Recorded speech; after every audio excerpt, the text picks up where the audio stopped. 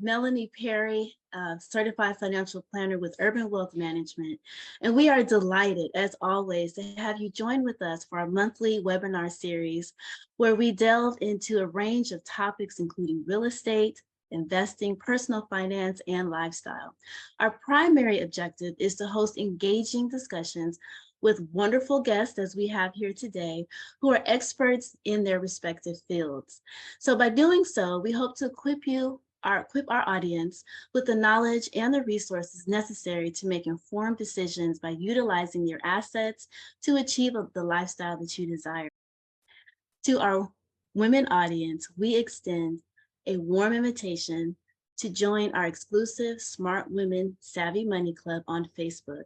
This community serves as a safe space for women to engage in discussions that focus on financially rated topics for women in various careers and businesses. We encourage you to share your ideas and suggest various topics that are related to finance, as our network of women and Urban Wealth Management team would be happy to hear from you. And we encourage you again to join our group, the Smart Women Savvy Money Club in Facebook. So today we are here with the wonderful Janice Michaud. Our topic is Medicare. And what I want to share with you all today is how Janice and I connected. Actually, I referred her to one of my best clients. And as a result of that, he was thoroughly impressed. He was so happy to have some clear guidance, handheld information. Janice, he told me that Janice was by his side through every step, and he broke down the many complicated levels of the Medicare system down in a way that was palatable and in bite-sized pieces. So I introduce to you again, Janice Michaud. Welcome. Thank you, Melanie. That was a nice introduction. I am an independent health and life insurance agent. And by independent, what I mean is I don't just work for one insurance company or two insurance companies. I work for many. If they have the product that I have the client for, then I am going to engage with them.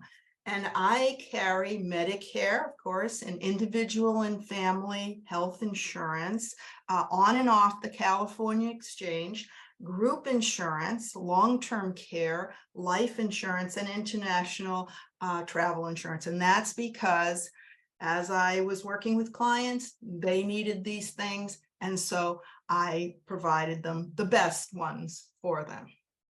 And I understand that by having a medical background, that gave you even more kind of insight as to the best ways to manage your clients through the insurance side of things. Is that right?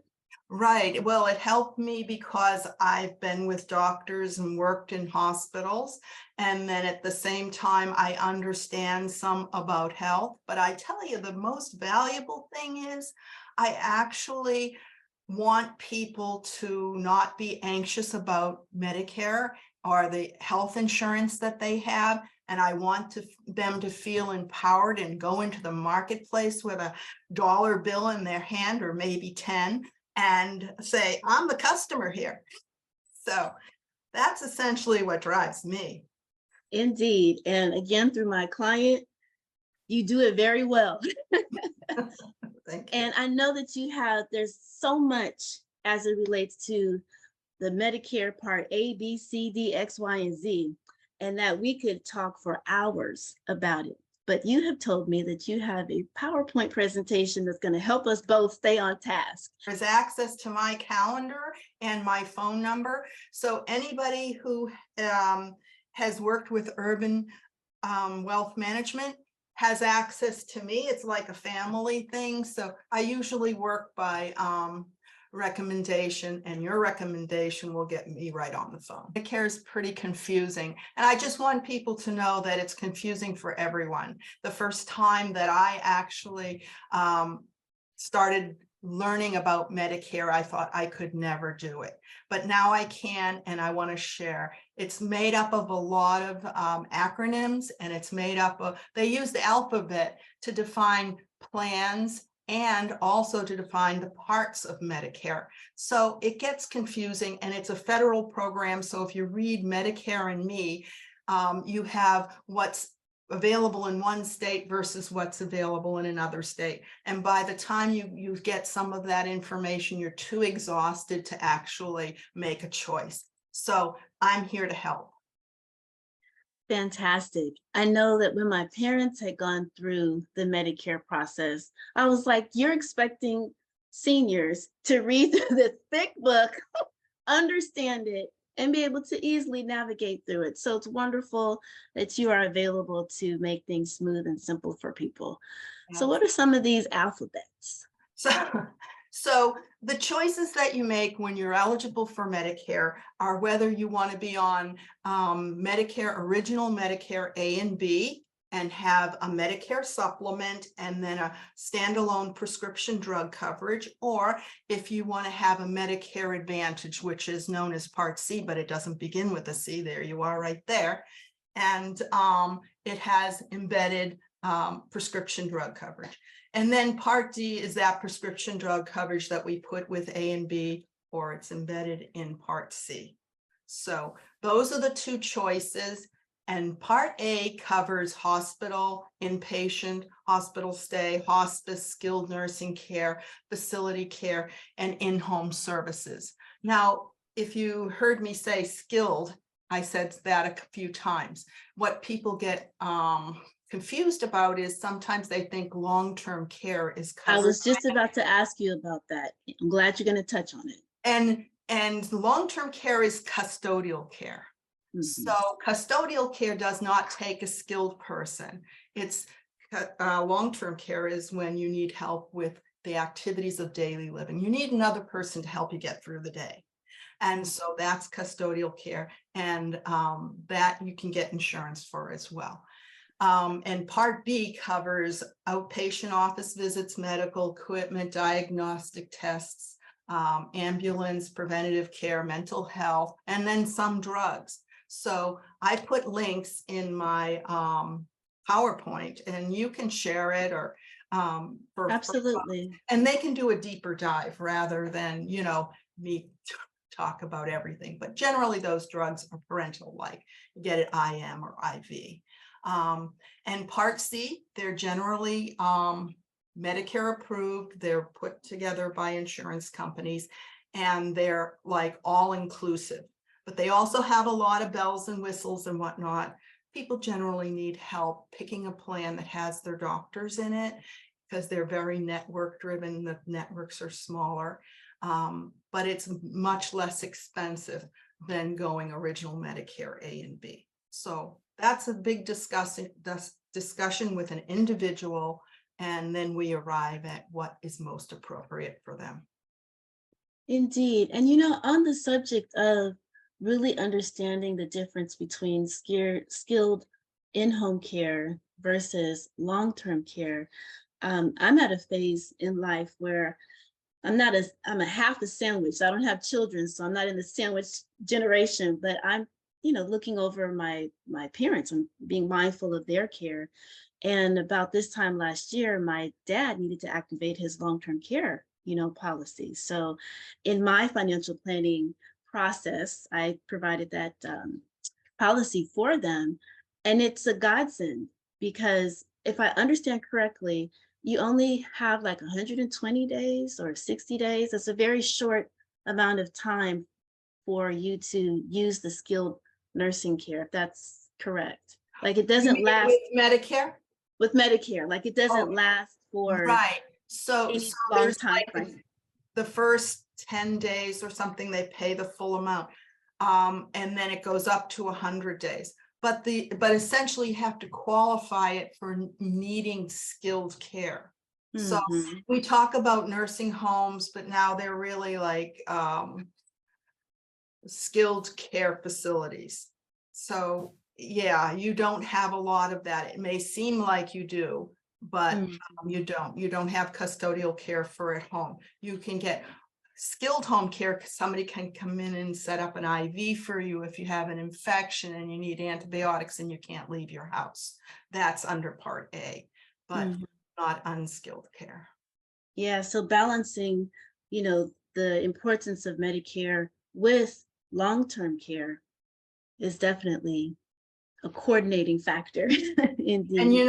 I'm just going to mention that long-term care is going through some changes now. They don't have the kind of policies that they used to have. Right. Most policies are related to life insurance and whatnot. So people should be looking at it at a younger age. Also, I was on a seminar yesterday where they talked about how California wants to do something like Washington has done, which is mandate long-term care coverage. So that's a conversation that people should start having and thinking about. I'm glad that you take it Absolutely. seriously. Absolutely. It's definitely a part of the financial planning process. Great. So who's eligible? Well, most often we see people turning 65. So when you turn 65, you become eligible for Medicare. And your eligibility starts on the first day of the month of your birthday, unless the day of your birthday is on the first. Then it starts the month before. So if you Well, have I'm glad that they make it very simple. What in the world? I can hardly even say it. Then the second one is if you're retiring and you're currently in a group insurance, and that group insurance is primary because they have over 20 employees. And so you want to leave maybe because your spouse is turning 65 and you don't feel the need for it anymore, or it's getting more expensive than you heard you could pay for individual Medicare, or you're actually retiring. So what you would do is this person would be over 65. They would make the application just like you would do turning 65, but you'd also need this form CMS-L564, and that essentially give to your employer so that they can let CMS or Medicare know that you have creditable coverage, so you don't get a penalty for starting your Part B late. Turning 65 and you have an employer that has less than 20 employees, your Medicare is primary, you have to sign up for Medicare. So that's something that it goes back to your birthday. So it's the same kind of thing as turning 65. People can get in contact with me. They get in contact with me a year early, especially if they're with an employer, just to see what their timeline looks like. Having a timeline really helps folks. Mm. And of course, if you're on Social Security disability and 24 months go by, you automatically get A and B. Okay, but a person might want to talk about the prescription drug coverage. They might want to talk about a Medicare Advantage. Most of these people are less than 65. So what's good is an PPO, Medicare Advantage. They still have access to all of the doctors that take Medicare, all the hospitals, all the skilled nursing facilities that take Medicare. But the price for a Medigap coverage for a person under 65 is a really, really expensive. So it makes sense sometimes for them to get a Medicare supplement when they turn 65. They have another choice. They have another threshold. So if they're diagnosed with kidney failure, then soon they can get on Medicare, and also with ALS. There's some things about working for the government and whatnot, but I really am not informed of that yet, but Mhm. yeah, that's something we can look at too. But all of your wealth of information and resources you have access to definitely keep you on the forefront of That's advising clients that's true. I have general agencies that I work with, the top-notch people. I know who to call. and Yeah. get the information. That's always key. We don't necessarily know everything, but we've got the resources to be able to empower you accordingly. Yeah, and I question everything. So, Yes. Now the cost. oh, What the are we gonna cost. do Yes, with the that's the money? most important part, isn't it? Well, Part A is something that you pay for during your working years. It comes out of your payroll. It's like a tax. It's a Medicare tax. And if you work 40 quarters, then you have a premium free Part A. Okay. And so that's something that as a financial advisor that you should encourage people to do. I'm sure they probably do it anyway, but just in case, because I've had clients who had a lot of money, and for their kids, they would pay them under the table or this or that. Well, that doesn't go to meeting this requirement. And so those folks, even if they have money left to them, they still have a large amount of money to pay for their Part A. That's a good point that you make, because a lot of women watching are entrepreneurs, and there's kind of a strategy out there, to pay your kids, and to work into the business. So Yeah, you don't necessarily want to continue to pay them under the table, but by paying them above the table, shall we speak, allows them to have these kind of opportunities. Yes. exactly, Mhm. exactly. And Social Security too, because, if you become disabled, there is Social Security for you. So, those things. I mean, I owned restaurants when I was in my 20s, so I know all about the table. Right. So if you're now, if one spouse doesn't work the 40 quarters, then the other spouse does, there is a way of having the spouse's work history that has the 40 quarters transferred to their spouse. So that's a little link at the bottom. And I call that deep diving, and that's why it's blue, because water. And if your spouse worked 30 to 39 quarters, the premium they would pay for Part A would be $278 a month. And then if they worked under 30 hours and you worked under 30 hours, then each of you would have to pay the 506, because Medicare is individualized. So even that 278 would be the both. But I had a client who her brother never paid into it. It was the exact situation we were talking about.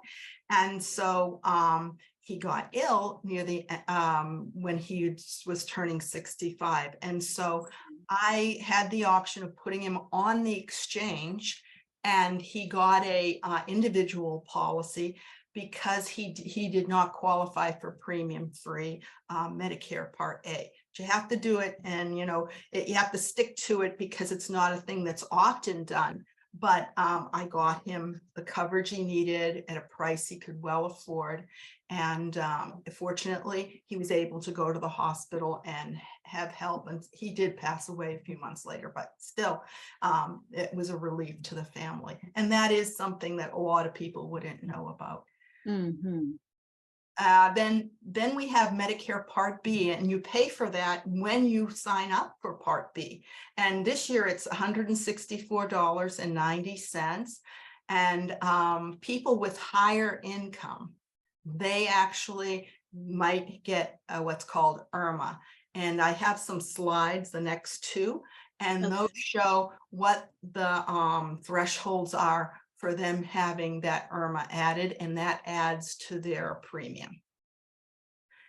And then I'll pass by the harmless rule, but essentially say that folks should pay if they're receiving Social Security, they should pay through their Social Security. And that's because every year the price might go up. Like last year, Part B was $170. They anticipated a lot of cost.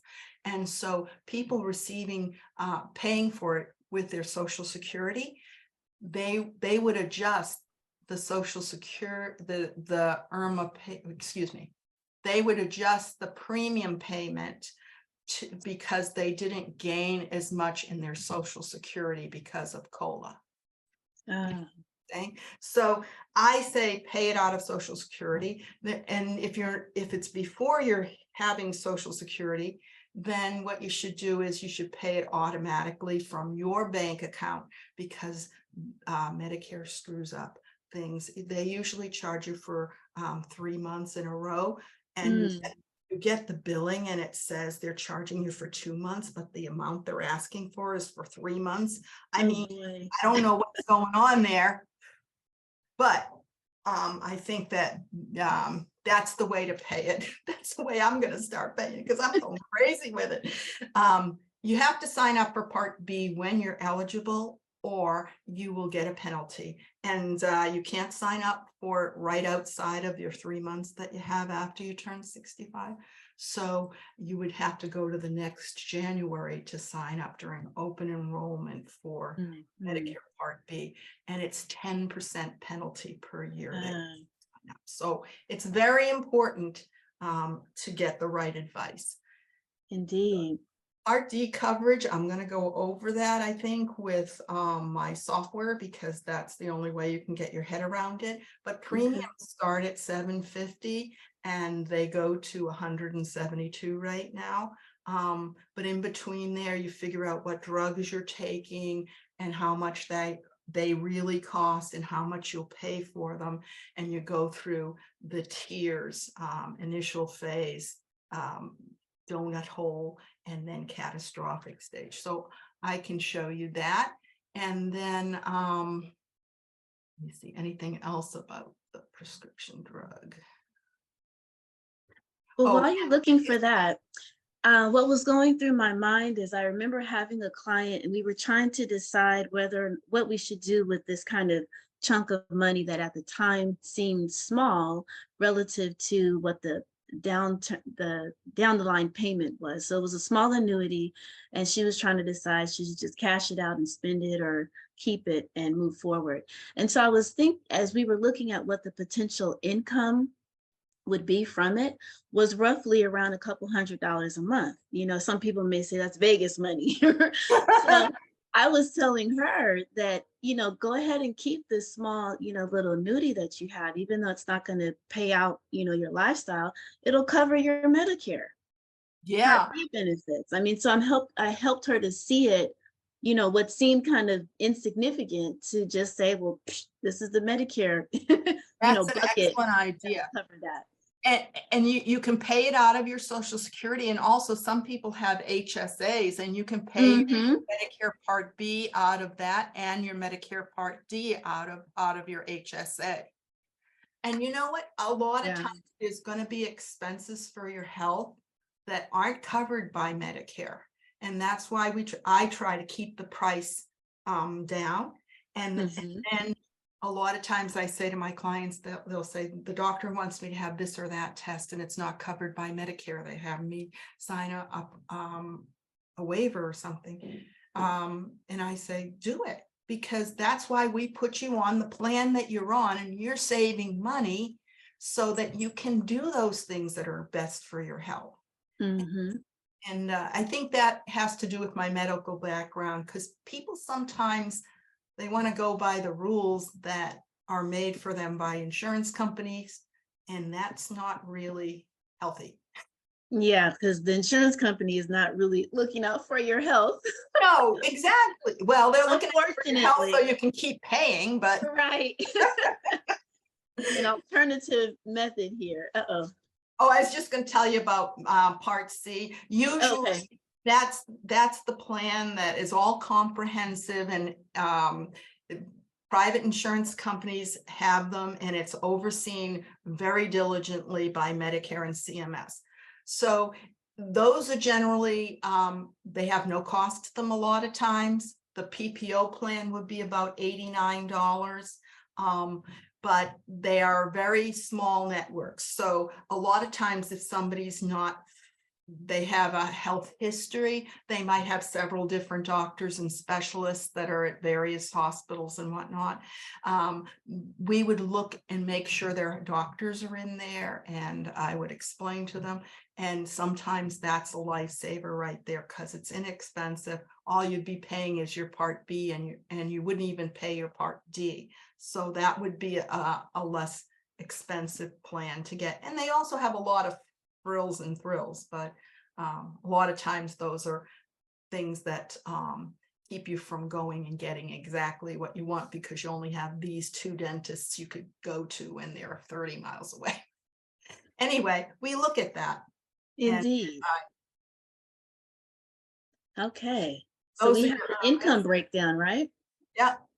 So if your income is as an individual, less than 97,000, then you pay 164.90 for the Part B. But if it's $1 over that, you see in the next column down below, it says $1 over that. So that's a CPA thing, right? Right, exactly. So anyway, that's how it's all broken down. And again, people would have access to that. And they look at your taxes from 2 years before to make that designation. So those are things sometimes we have to deal with. So on that point, are these numbers adjusted gross income, gross income? Do you know what the I believe they're taxable income. taxable So income? that's more or less gross income. So people that own their own business, they just have their business income, and then they have any other income that they have. And that's, yeah, it's based on your, It might be the adjusted gross income. it's an adjusted gross Yeah, income. because a lot of finances are pegged from your AGI, your adjusted gross income. Yeah. So this is good to know. Again, a part of the whole planning process. And the same thing happens with Part D, but it's not as intense. But and this would be like with spouses. Both of them would have the IRMA to pay. Each of them pays the IRMA. Yeah, that's not so bad. But $76.40 is bad. The cheapest plan for medication is $7.50. So that would, Yeah. All right. So all we've right. got a timeline here when we I need got the to pay timeline, and attention. the timeline seems to help people, relieves a lot of anxiety. People call me a year before they're going to retire and whatnot. And the first thing I tell people to do is sign up for my Social Security account. And maybe you tell folks to do that as well. And there's a link, so you don't have to go searching for it, because it's really hard to find information about Medicare online. And then if you, of course, if you're working and you're retiring, you need that form to go with your Part B application. The next thing is you apply for Part B. And usually I say do that a month and a half before your eligibility date. But when you're got to get that form, that CMS L5564, I would say give it 2 months ahead. Okay. And then you go online, and there's the link, and you would sign up for Medicare only, because usually when people turn 65 or they're under 70, they don't want to sign up for their Social Security. But I would tend to do each individually, even if they wanted to sign up for both. And then if they don't get the results in their My Social Security account, it'll be a letter, and it'll give us all the information we need, the Medicare number, how their name is spelled for Medicare, and then also when Part A and Part B started. So they would call that number that's there, and that's CMS or Social Security. And after you get your Medicare information in your My Social Security account, then you make an appointment with me on my calendar, and we write out the applications with a screen share. And I've got even digital ways of doing a lot of applications. So it's not daunting, and we get enough time to really look at how these things are put together and what they cover. And then it takes 1 to 2 weeks for the supplement. We keep in touch, let them know how things are going, or if it's pending for needing more information. And then about 2 weeks for the prescription drug coverage. And if you're getting a Medicare Advantage, it takes about 10 days for you to get verification. And then you get a packet in the mail with a whole stuff. Wow, this was great. This was fantastic. I am so glad that in the networking group that I'm in, I was referred to you to therefore refer my client, and for us to have this dialogue. I'm sure that many people who are listening to us are enlightened and informed, because this is a lot of information. And as a financial advisor, there's no way I can know all these intricacies of the different planning process. So I'm grateful to be connected to you and for you to have such impeccable knowledge, service, and expertise in this area and to share this all with us today. Oh, and I'm glad to be with you because I think you guys are great. Just wonderful. This great to do this. So what we are going to do for those who are watching and are looking at the PowerPoint, don't worry, we are going to have it available on our website alongside the webinar today, so you'll have access to the link. You, I'm sure, took some screenshots, so you've got access to Janice's phone number, but also that information is going to be listed on the website. So there will be no excuse. You will definitely have a powerful person by your side when you become eligible for this part of the financial planning process. Follow and subscribe to our newsletter, and we look forward to hearing from you once again. Peace and blessings, everyone.